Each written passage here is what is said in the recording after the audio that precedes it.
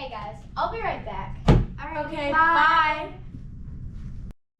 These chairs are really uncomfortable. Well, yeah, but it's hard work making quality chairs. Chairs can't be that hard to make, right? Incoming! Guys, wait. Why is it always me? You guys left me again. Sorry.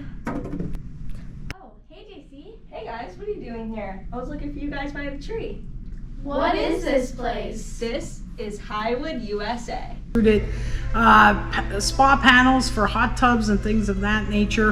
Over the course of increasing our technology and stuff, we began to extrude dimensional lumber. Baxter's a two-armed robot that we have here that drills and puts inserts in our arms for our chairs. And then puts the inserts in the arms.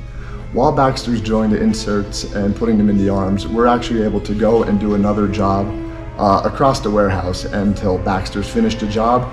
So that helps with our efficiency. So, Motoman is a robotic arm that puts the screws and backs and arms for our chairs here. He's a new addition to our plant, and hopefully he's a hard worker.